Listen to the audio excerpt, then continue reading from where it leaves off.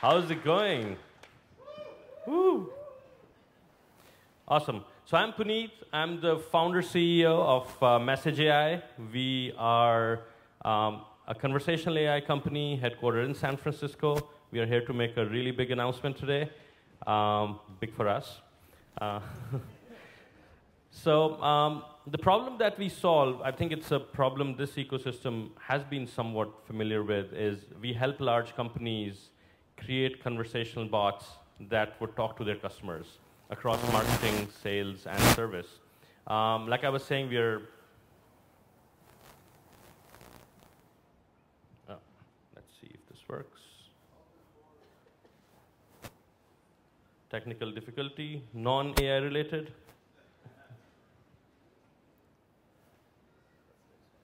Yeah.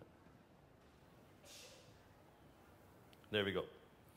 Awesome. So we were incubated at YC in the Bay Area, and we're backed by Index Ventures. And then we have some other fun investors, like the founders of Google DeepMind, the founders of OpenAI, etc.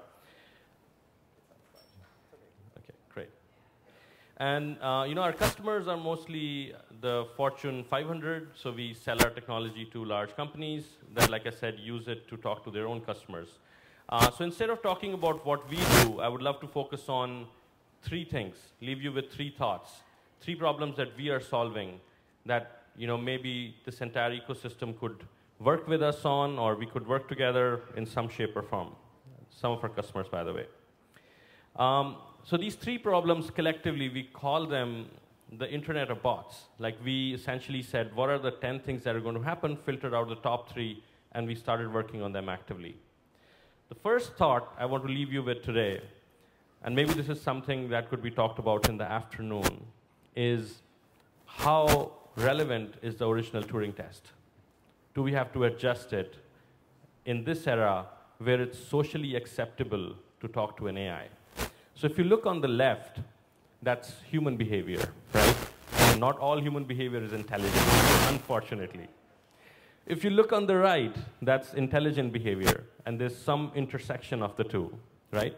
So originally, the Turing test was focused more on believability than it was on efficiency.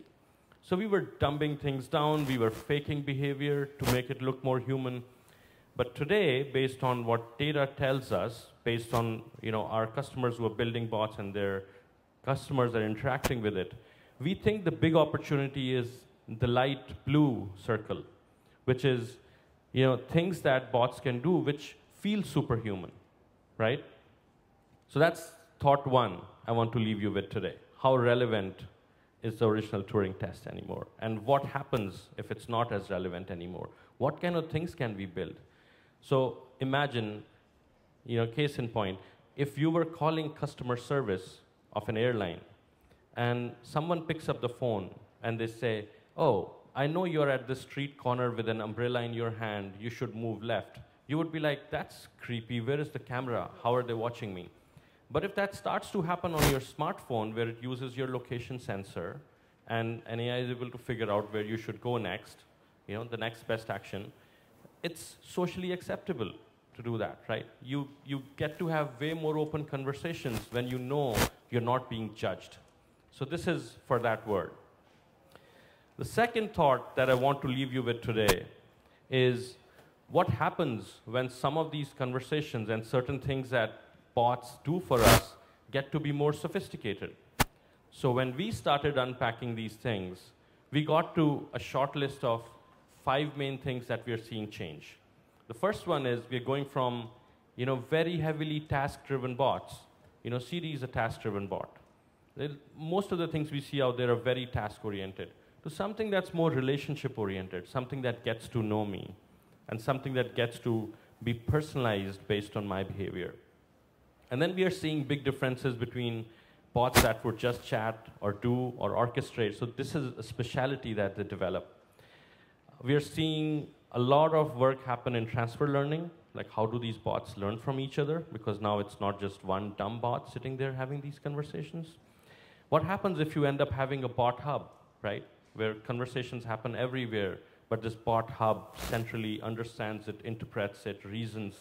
And then what happens if not just businesses, are represented by bots on the internet, but individuals like us are represented by bots on the internet. What happens if these bots negotiate with each other, right? What happens if there's a new way to transact where I don't even have to know the details of the transaction and the negotiation? My bot handled all of that for me. So this is the second thought I want to leave you with, is what are the new kind of interactions? Again, this is in line with number one, right? Number one is more about the interaction layer. Number two is more about the actual execution layer. And number three is about trust. So what are the privacy considerations when we live in a very different world? So we invented a concept of a data hug. It's like when as a consumer, you're exchanging information with an AI that's getting to know you, it's a very different privacy model than we live in today, right? You're trusting a bot with your identity, with your emotions, with your wallet at some point. And in some shape or form, we are doing this piecemeal already, but what if it starts to happen in a really orchestrated fashion? So as this community gets to solve interesting problems, create new companies, work with all kinds of scenarios, I wanted to leave you with these three thoughts or share what we are working on so that, as a community, we can solve this for the rest of the world. Moving on to the big announcement. Like I said, big for us, hopefully big for the community soon. So we are opening a new R&D lab in Montreal. Unlike other Silicon Valley startups, we are not looking at it as a satellite office. We are not hiring a head of research in San Francisco and moving them here. We have decided we would hire our head of research locally here from the Montreal ecosystem, and then we would let them build an entire lab around them. So.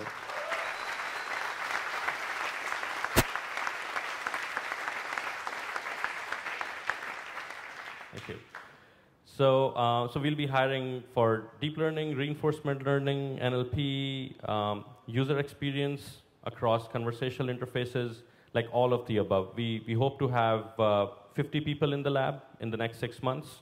So I would encourage all of you to get in touch directly with me. That's my email. It was super exciting to see you. And, back.